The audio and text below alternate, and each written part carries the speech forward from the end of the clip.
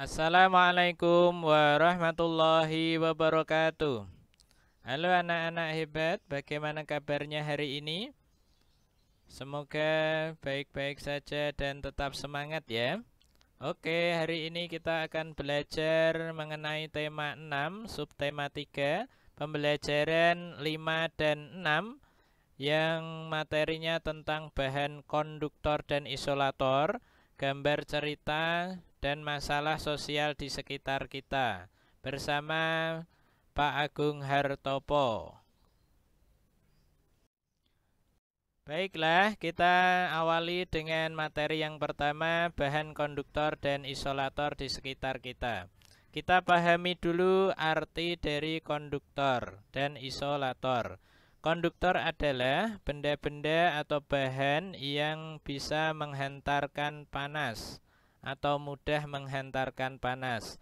Sedangkan isolator kebalikannya, yaitu benda atau bahan yang tidak bisa menghantarkan panas. Di sini Pak Agung mempunyai beberapa contoh yang konduktor. Konduktor di sini ada panci, ada teflon, ada sudip, dan ada pengambil sayur. Dan yang untuk isolator ada sarung tangan, ada selimut, ada bakul nasi, dan ada centong. Kenapa isolator? Karena terbuat dari bahan-bahan plastik ataupun kertas seperti itu, ataupun kain. Mari kita pahami yang selanjutnya, bagaimana cara kerja selimut. Selimut cara kerjanya sama dengan jaket dan sarung tangan, yaitu cara kerjanya memerangkap udara agar badan tetap hangat dan tidak kedinginan. Ya, kita lihat di sini ada cara kerja bagaimana panci. Panci itu ada yang bersifat bahan konduktor dan ada yang bersifat isolator. Karena dengan panci yang bahannya bersifat konduktor akan memanaskan bagian dalam yang dimasak tersebut dengan aliran panasnya, dengan hantaran panasnya. Sedangkan ketika kita misalnya mau membuka panci tersebut atau memegangnya, maka di sini ada isolator yang di situ ada tutup pancinya dan ada pemegang pancinya, supaya ketika kita memegang tidak terasa panas.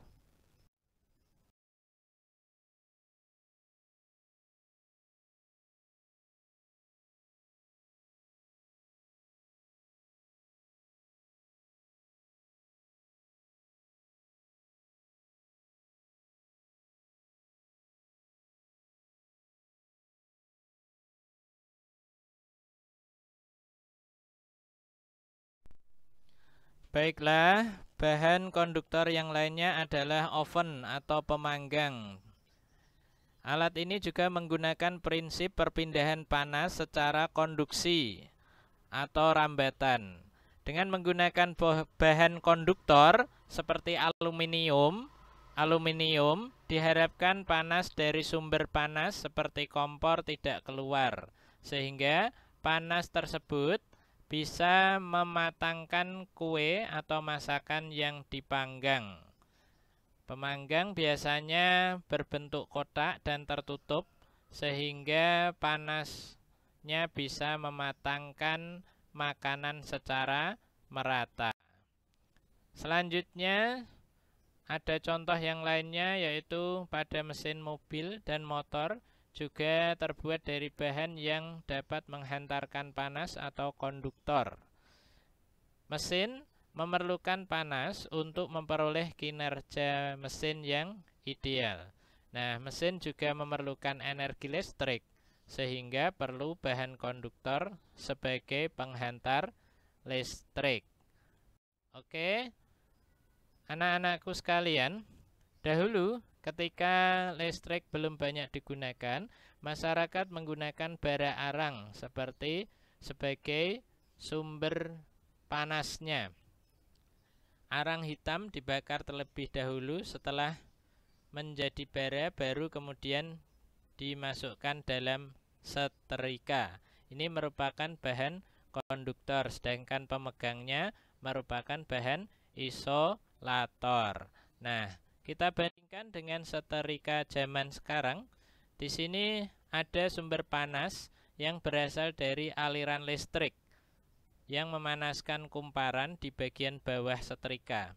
Jadi bahan bagian bawah setrika seperti ini bersifat konduktor, sedangkan untuk pegangannya jelas bersifat isolator, sehingga ketika kita pegang tidak terasa panas.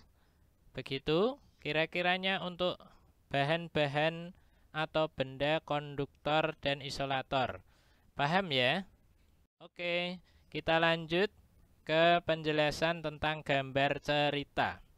Gambar cerita adalah gambar yang menunjukkan kegiatan orang-orang atau binatang-binatang dalam suatu peristiwa. Seperti ini ada peristiwa gunung meletus, ada peristiwa pertempuran, ada peristiwa pedagang kaki lima. Ya, contoh gambar cerita ini dapat ditemui pada buku-buku cerita. Buku-buku cerita ada cerita nabi, ada cerita-cerita anak ataupun hewan-hewan. Nah, cara menggambar cerita tersebut ada dua teknik, yaitu dengan teknik kering, yaitu alat bahannya dengan pensil, kapur, krayon, atau bahan lain yang tidak memerlukan air. Sedangkan teknik basah dengan cat air, tinta bak, cat poster, dan menggunakan pengencer. Itu bedanya antara kering dan basah. Supaya lebih jelas, kita lihatkan contoh berikut ini. Pensil, di sini menggambar pakai pensil, pakai guratan-guratan. Biasanya yang dipakai adalah pensil ukuran 2B sampai 6B. Nah, seperti ini. Pakainya arsiran-arsiran dan hanya guratan-guratan dari pensil tersebut. Contoh selanjutnya memakai krayon. Biasanya memiliki variasi warna yang merupakan campuran antara lilin dan bahan pewarna. Krayon digunakan untuk menggambar cerita yang memerlukan variasi warna. Ini contoh gambar pada pertempuran ya. Selanjutnya contoh yang menggunakan pulpen atau spidol yang biasanya untuk menggambar cerita dengan karakter yang tegas, ya, berupa garis-garis tegas seperti ini. Nah, ini contoh dari gambar menggunakan pulpen atau spidol. Oke, selanjutnya jika kita menggunakan teknik basah seperti yang tadi sudah dijelaskan, yaitu menggunakan cat air, tinta bak, atau pengencer.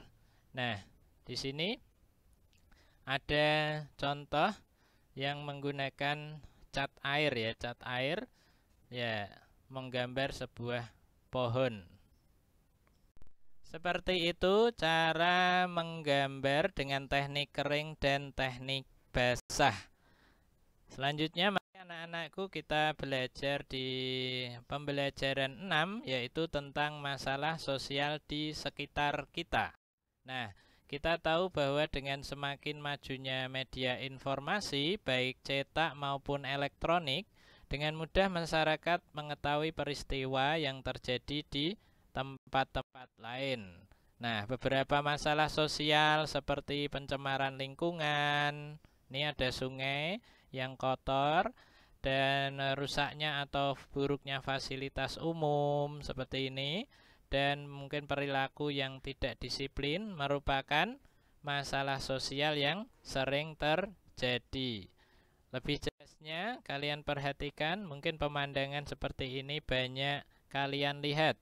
Pencemaran lingkungan terjadi karena masyarakat membuang bahan berbahaya secara sembarangan di lingkungan alam tersebut. Buang sampah sembarangan. Nah, Kalian juga lihat di sini ada pencemaran limbah cair ke sungai-sungai. Dapat mencemari air sungai yang menyebabkan kerugian dari masyarakat yang menggunakannya itu sendiri. Nah, air sungai menjadi tidak bersih lagi, tidak cocok untuk digunakan. Nah, kita lihat contohnya lagi. Di sini ada bus atau kendaraan yang tidak layak jalan, sehingga mencemari udara dengan bahan berbahaya di sekitarnya, merugikan pengendara lain ataupun lingkungan udara menjadi kotor. Nah, contoh yang lainnya, pabrik-pabrik yang membuang limbahnya melalui udara, asapnya yang tidak disaring dengan baik sehingga mengotori udara tersebut. Pencemaran pada tanah juga terjadi karena masyarakat membuang bahan berbahaya yang dapat membunuh organisme di dalam tanah yang diperlukan oleh tumbuhan tersebut. Nah, itu contoh-contohnya. Nah, di sini kita sering melihat bahwa perilaku yang tidak disiplin. Ada gambar seorang polisi yang sedang menilang kendaraan bermotor karena tidak disiplin di jalan raya. Nah, kecelakaan lalu lintas dan kemacetan itu juga merupakan salah satu akibat dari perilaku tidak disiplin tersebut. Nah, contoh perilaku yang tidak disiplin itu melawan arus lalu lintas, mengendarai kendaraan di trotoar yang seharusnya buat pejalan kaki, memarkir kendaraan di sembarang tempat, menurunkan penumpang di sembarang tempat. Nah, itu contoh-contoh masalah sosial yang ada di masyarakat kita. Jadi, mari kita bersama-sama janganlah meniru perilaku-perilaku yang mengakibatkan masalah sosial tersebut. Nah, demikian kira-kiranya untuk pembelajaran hari ini. Mudah-mudahan bermanfaat. Terima kasih atas perhatiannya. Silahkan like, share, and subscribe. Kurang lebihnya mohon maaf. Wassalamualaikum warahmatullahi wabarakatuh.